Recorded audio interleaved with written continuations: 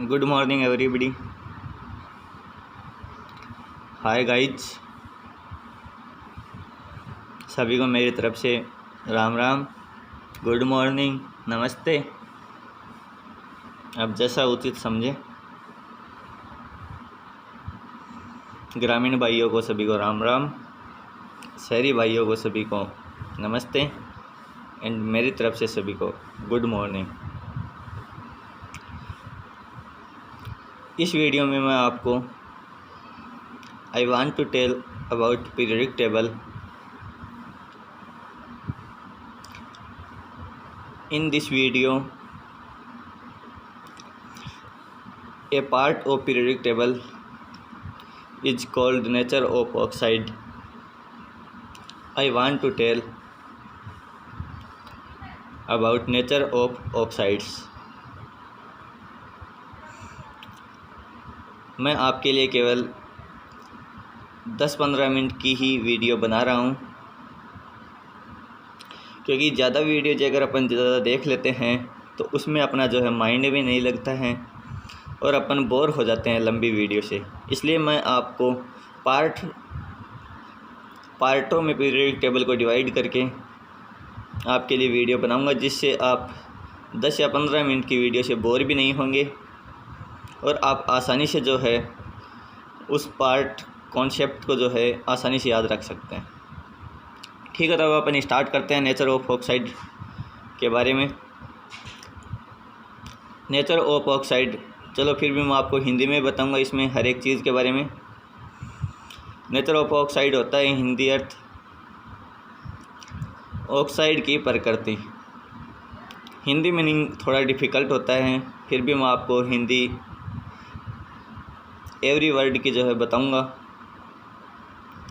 ठीक है, तो नेचर ऑफ ऑक्साइड, ऑक्साइड मतलब कि O-2। O-2 को ही अपन ऑक्साइड बोलते हैं, यानी आयन होता है ऑक्साइड। तो ऑक्साइड जो है वो किसी भी मेटल के साथ जुड़ सकता है। S ब्लॉक की हुई, P ब्लॉक की हुई, D ब्लॉक की हुई, F ब्लॉक की हुई, किसी के साथ भी जोड़ा जा सकता है। लेकिन उसकी एक कंडीशन है, वो क्या है? उस मेटल के ऊपर पॉजिटिव चार्ज होना अति आवश्यक है। इसकी जो है वो बहुत ही नीड। ठीक है, तो किसी भी मेटल के ऊपर पॉजिटिव, क्योंकि ऑक्साइड खुद नेगेटिव होता है, क्योंकि उसके ऊपर O-2 होता है, -2 चार्ज होता है। तो ऑक्सीजन के ऊपर -2 होता है, इसलिए मेटल के ऊपर भी पॉजिटिव चार्ज होना चाहिए, पॉजिटिव ऑक्सीडेशन नंबर होनी चाहिए। ठीक है, तो अब मैं आप इस वीडियो के बाद में आज आपके नेचर ऑफ ऑक्साइड के अंदर आपको एक भी डाउट नहीं आएगा और आप कोई भी एग्ज़ाम उठा के क्वेश्चन सॉल्व कर सकते हैं नेचर ऑफ ऑक्साइड के। आपको मैं इस वीडियो में कुछ इम्पोर्टेंट हाइलाइट्स बताऊंगा, कुछ इसकी डेफिनेशन बताऊंगा, कुछ इसके ऐसे तरीके बताऊंगा, लेकिन मैं आपको लिख के कुछ भी नहीं बताऊंगा, आपको केवल बोलकर ही जो है सारी चीज़ आपको बताऊंगा। इसलिए आप इस वीडियो को रोक के देख लेना और जो भी इम्पोर्टेंट हाईलाइट बताऊं उनको अपनी नोटबुक के अंदर लिख लेना या फिर अपने दिमाग के अंदर ही फीड कर लेना, क्योंकि कुछ तो आपका पढ़ा हुआ होगा और कुछ आपको आता भी है। ठीक है, तो अपन स्टार्ट करते हैं। देखो, तो नेचर ऑफ ऑक्साइड होती है, उसके अपन पीरियडिक टेबल के अंदर बात कर लेते हैं, इसके क्या रूल हैं। नेचर ऑफ ऑक्साइड केवल 2 प्रकार की होती है। 2 types nature of oxide are present in periodic table. First, acidic nature, second basic nature. Acidic nature is proportional to En of element. ये अगर कॉमन सेंस की बात है, एसिडिक नेचर En के प्रोपोर्शनल है पीरियडिक टेबल के अंदर, चाहे आप ग्रुप के अंदर जाओ, चाहे आप किसी भी पीरियड के अंदर जाओ, एनी वन पीरियड या एनी वन ग्रुप, तो जो नेचर ऑफ ऑक्साइड है ना, आप EN से डिसाइड कर लेना, प्रोपोर्शनली होती है EN के। जिसको भी आपको EN पता है ना, EN का क्या रूल होता है, यदि आप मेरी अगली वीडियो देखोगे ना आप, उसमें मैं EN के बारे में बताऊंगा आपको, और वीडियो आप मेरे देखोगे तो जिसको भी EN आता है ना, तो वो nature of oxide easily solve कर लेगा। लेकिन अकेला EN से ही काम नहीं चलेगा, आपको मैं कुछ और टिप्स भी बताऊंगा नेचर ऑफ ऑक्साइड की। ये तो केवल पीरियोडिक टेबल के अंदर बात हुई है, आपको मैं एनीवन कहीं से भी आ जाए, कोई भी नेचर ऑफ ऑक्साइड, उसके बारे में मैं आपको बता दूंगा, ठीक है। तो acidic nature is proportional to EN, सबसे इम्पोर्टेंट हाईलाइट, पूरे क्वेश्चन सोल्व। अब कॉमन सेंस की बात है, एसिडिक नेचर EN के प्रोपोर्शनल है, तो बेसिक नेचर EN के इज प्रोपोर्शनल होगी। इतना तो आप में भी दिमाग है। EN बढ़ने पे एसिडिक नेचर बढ़ेगी और EN घटने पे एसिडिक नेचर घटेगी। प्रोपोर्शनल का अर्थ ये होता है, एसिडिक नेचर मैंने अभी आपको बताया है, acidic nature is proportional to EN, ठीक है। तो EN बढ़ेगी तो एसिडिक नेचर बढ़ेगी, और EN घटेगी तो एसिडिक नेचर घटेगी। एसिडिक नेचर घटेगी तो बेसिक नेचर बढ़ेगा। इसका अर्थ क्या हो गया, basic nature is proportional to 1/EN। ये सेकंड इम्पोर्टेंट हाईलाइट है, इसको आप अपनी नोटबुक के अंदर नोट कर लो या फिर दिमाग के अंदर फीड कर लो। देखो, EN बढ़ने पे एसिडिक नेचर बढ़ेगा किसी भी एलिमेंट का, और EN घटने पे एसिडिक नेचर घटेगा और बेसिक नेचर बढ़ेगा, ठीक है। ये मेरे पहली मोस्ट पॉइंट हो गया, ये आपको पता ही होना चाहिए। लगभग क्वेश्चन इसी से ही हो जाएंगे नेचर ऑफ ऑक्साइड के। फिर भी मैं आपको कभी कभी ऐसे भी पूछ लेते हैं, जब सेंट्रल मेटल कांस्टेंट होती है ना, अर्थात केंद्रीय धातु जब नियत रहता है ना, तो क्या होता है, तो अपन उसकी ऑक्सीडेशन नंबर पे डिपेंड करता है। जैसे अपन बात कर लेते हैं नाइट्रोजन के ऑक्साइड्स की बात कर लेते हैं, जैसे NO है अपना, ठीक है, NO2 हुआ, N2O हुआ, यानी N2O, NO और NO2, NO3। तो अब हाँ, acidic nature is proportional to oxidation number of central metal.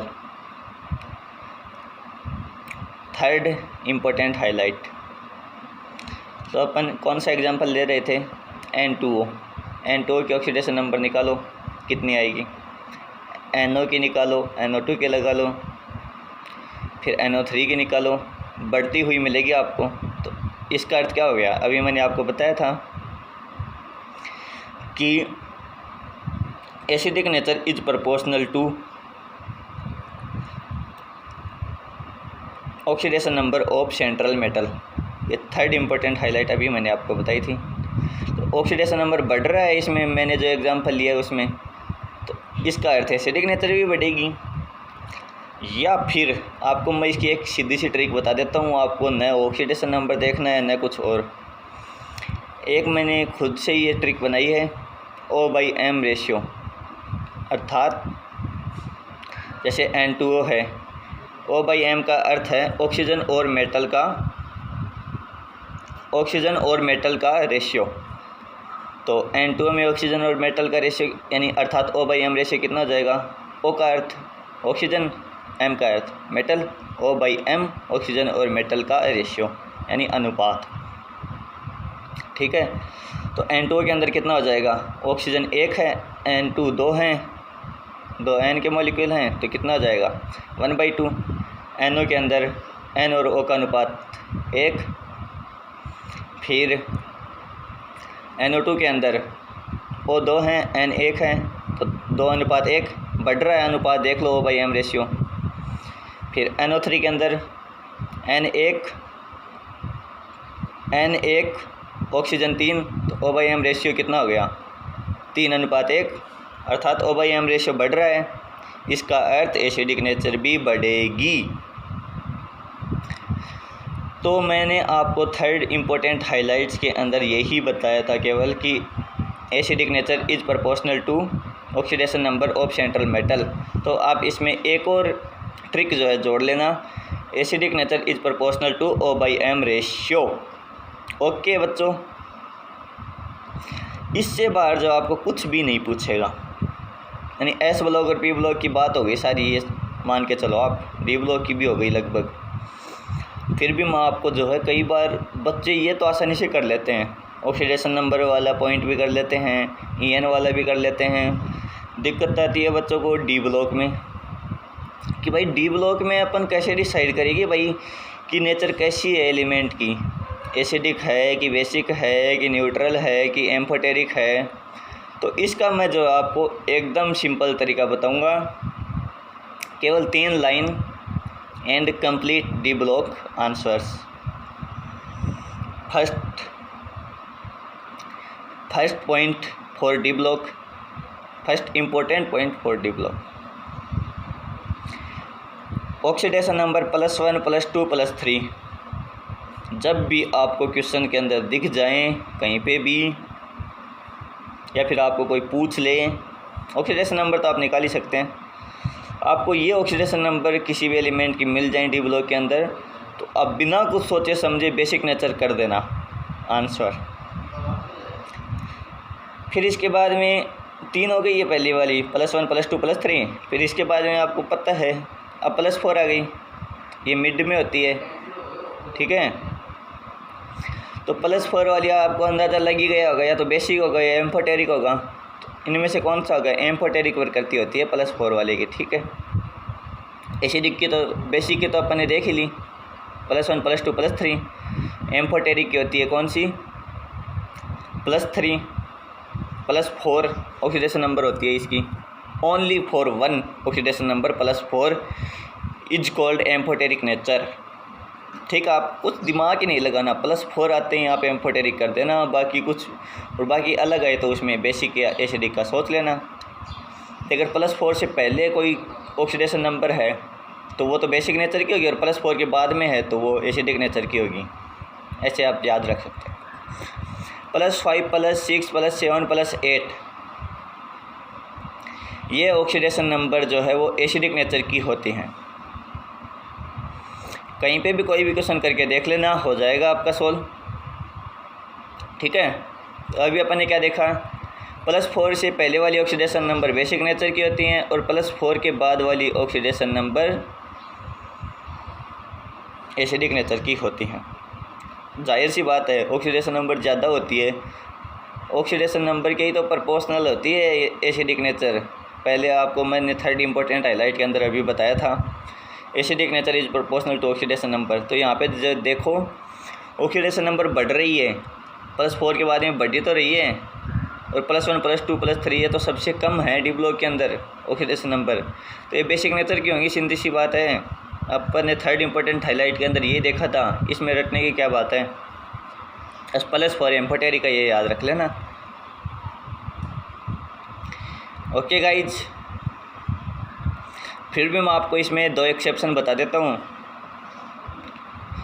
वरना आप कह दोगे कि हमारे क्वेश्चन सोल्व नहीं हुए, क्योंकि कई हमेशा एक्सेप्शन होते हैं इनऑर्गेनिक के अंदर, ऑर्गेनिक के अंदर भी होते हैं, फिजिकल के अंदर बहुत रेयर एक्सेप्शन पाया जाता है।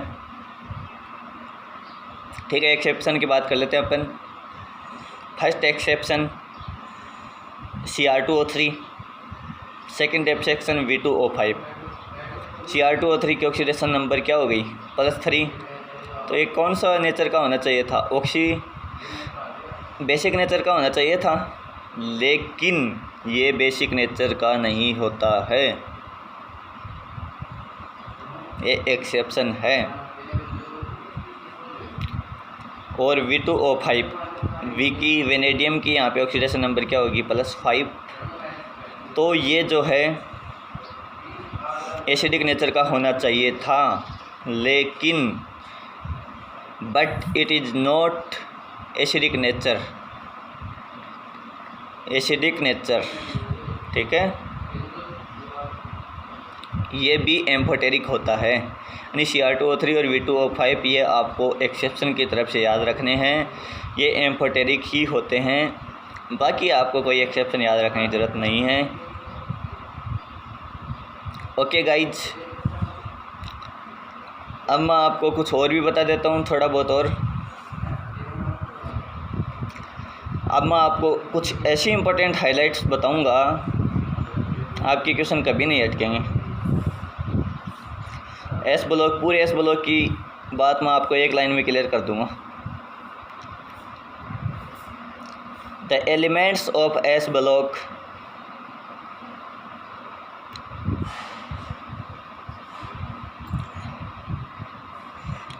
Are present in basic nature।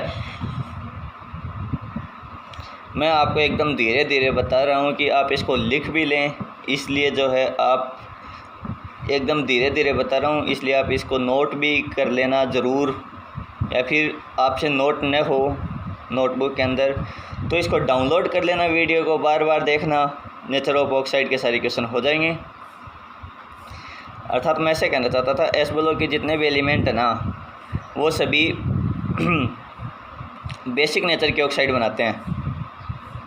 कहीं पर भी आपको न EN याद रखनी है नहीं कुछ और, ये एक लाइन याद रख लो, एस ब्लॉक की सारी कहानी ख़त्म। बेसिक नेचर के होते हैं।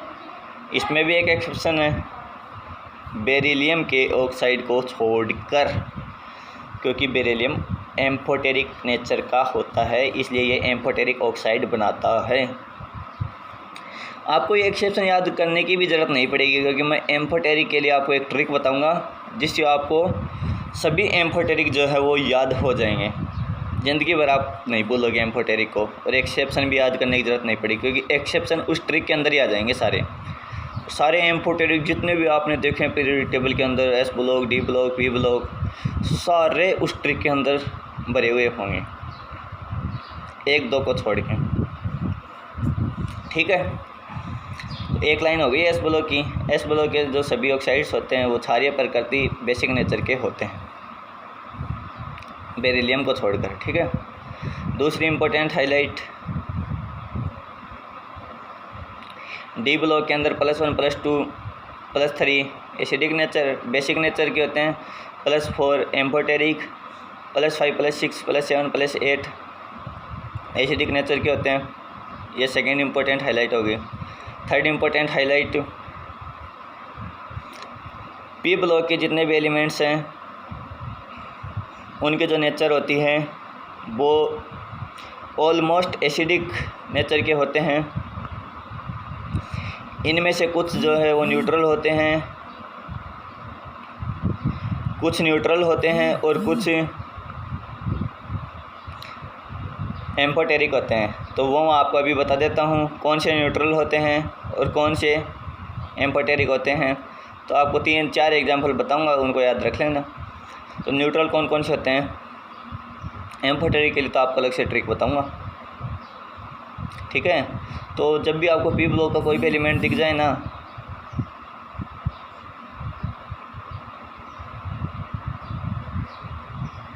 तो आप ये जो है कर देना। ठीक है, तो मैं आपको क्या बता रहा था,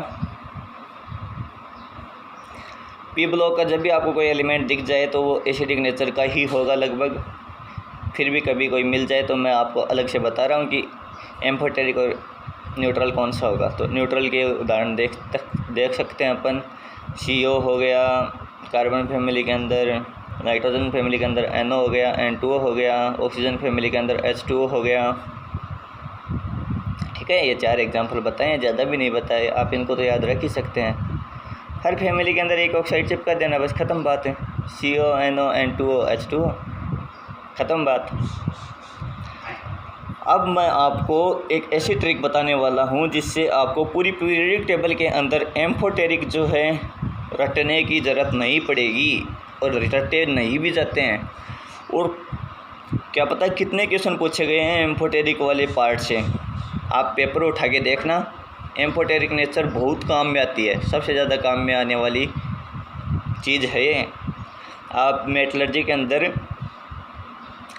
जो बेयर प्रोसेस पढ़ते हैं ना, उसमें भी Al2O3 का जब बॉक्साइड का निच्छालन करते हैं ना, तो Al2O3 जो है बॉक्साइड जो है वो एम्फोटेरिक नेचर का होता है, वहाँ पे भी काम में आता है। तभी तो अपन NaOH के साथ उसकी रिएक्शन करवाते हैं बेयर प्रोसेस के अंदर, समझे बात है।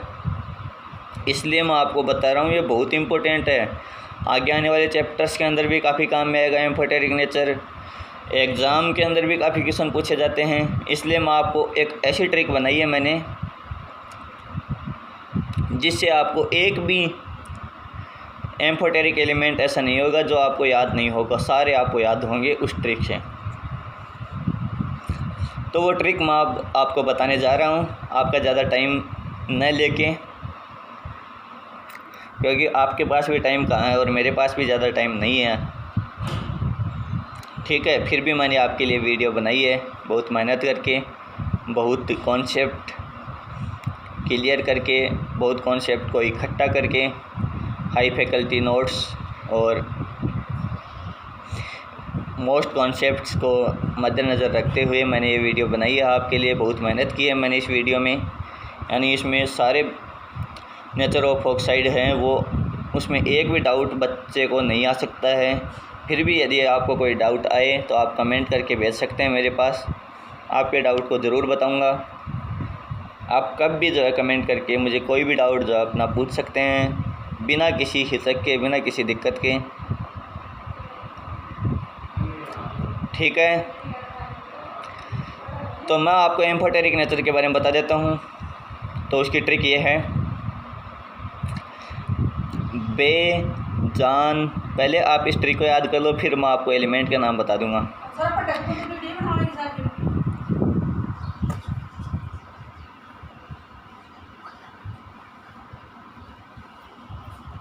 तो फिर मैं आपको क्या बता रहा था, बेजान अलाप सुनकर। 1 मिनट मैंने आपका टाइम लिया था अभी बीच में, क्योंकि कोई इमरजेंसी बात हो गई थी घर में। ठीक है, तो अब अपन स्टार्ट कर लेते हैं दोबारा से। एम्फोटेरिक नेचर्स के एग्जाम्पल आपको बता देता हूँ इस ट्रिक के अंदर पूरे। तो उस ट्रिक का नाम है, देखो ध्यान से सुनना, आप एक बार इसको बोल लेंगे ना मेरे साथ साथ तो आपके क्लियर हो जाएगी। मेरे बोलने के बाद में एक बार आप दोहरा लेना, आपको क्लियर ना हो तो मुझे बता देना। यानी बेजान अलाप सुनकर प्रभु सबके आंसू आए, ये है ट्रिक।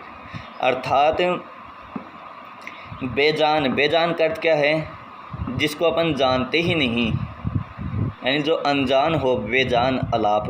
अलाप मतलब कि अश्रुपूर्ण रुदन सुनकर, फिर कोई रुदन सुन के या फिर कोई विरोधाभास सुन के, यानी बेजान अलाप सुनकर, रोने की आवाज़ सुनकर, अनजानी रोने की आवाज़ सुनकर, अर्थात बेजान अलाप सुनकर अब वो आदमी बोल रहा है, प्रभु प्रभु सबके आंसू आ गए, सबके आंसू आ गए। ठीक है, यानी ऐसा बेजान अलाप था, ऐसा अनजान अलाप था, जिसको सुनकर कोई व्यक्ति बोल रहा है कि प्रभु सबके आंसू आ गए।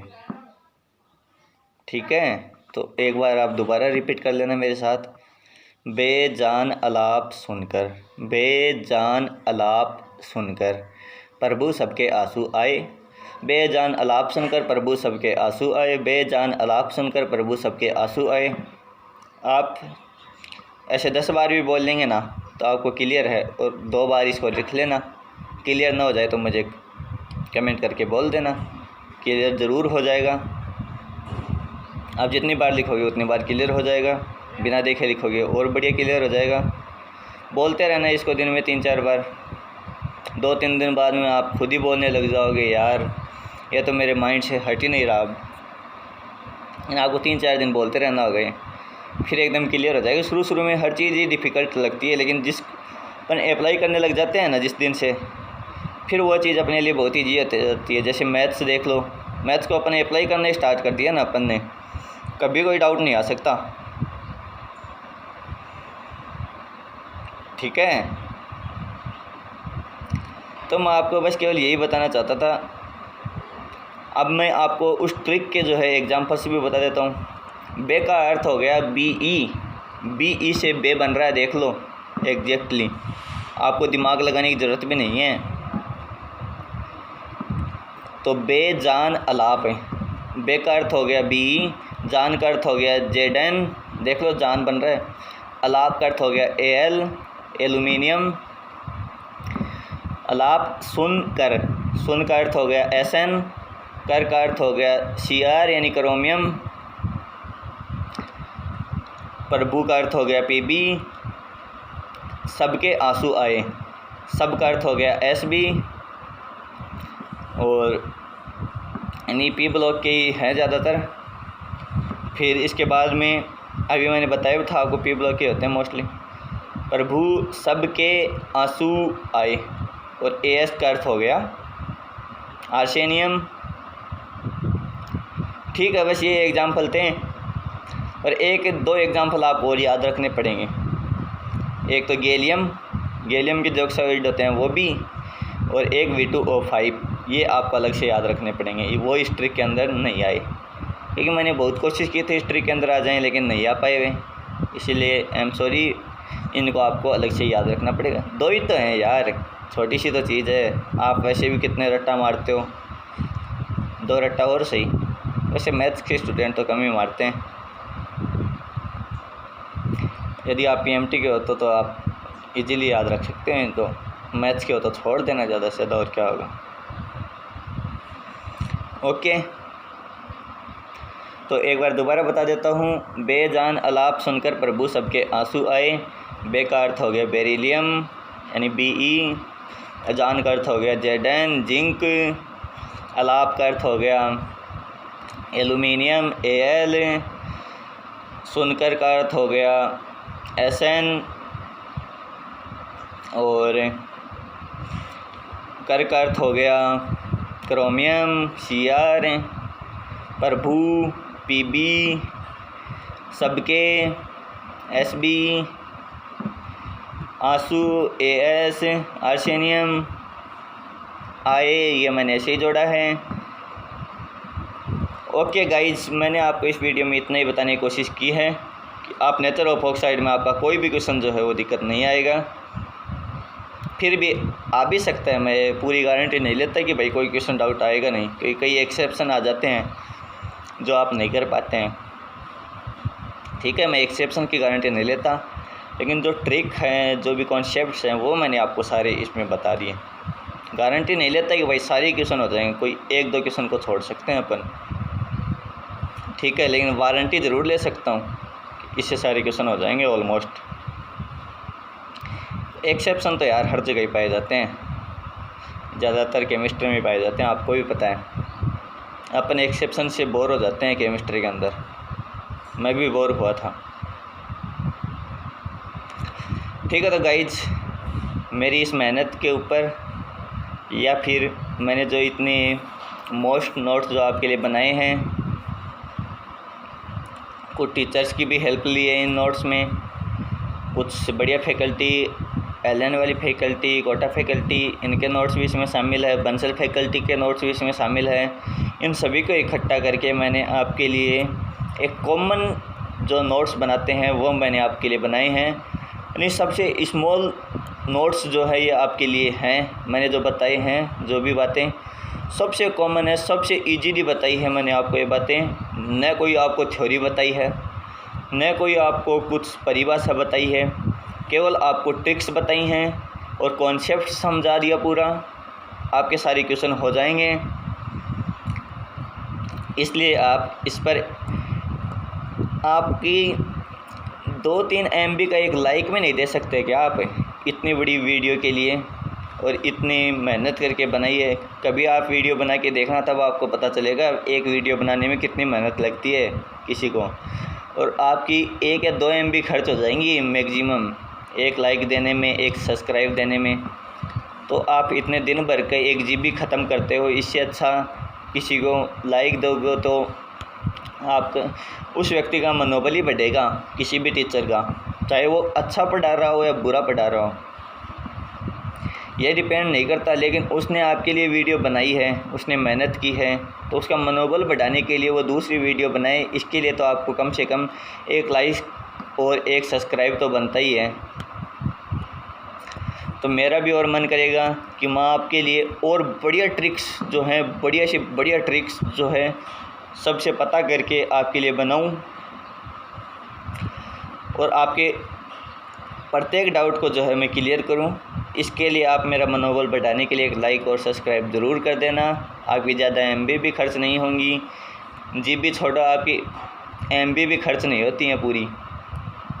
क्या आप एक छोटा सा लाइक और चलो शेयर मत करना, लेकिन सब्सक्राइब और लाइक तो ज़रूर कर देना। इतना तो कर ही सकते हो मेरे लिए, न करो तो आपकी मर्ज़ी। मैं आपके ऊपर कोई जो है पाबंदी नहीं कर रहा, आपकी मर्ज़ी है। आपको पसंद आए तो ही लाइक करना, नहीं आए तो रहने देना। बस मेरा इतना ही कहना है। फिर भी लाइक करने से व्यक्ति का मनोबल बढ़ता ही है, चाहे वो कोई भी आपके लिए वीडियो बना रहा हो, ठीक है। तो इस बात को मद्देनज़र रखते हुए आप एक लाइक और सब्सक्राइब कर देना ज़रूर। ओके गाइज, फिर मिलेंगे कभी। See you, thanks for see my lecture. Okay guys, okay friends, Ram Ram ji सभी को, गुड मॉर्निंग सभी को, thank you so much. Next video देखना मत भूलना।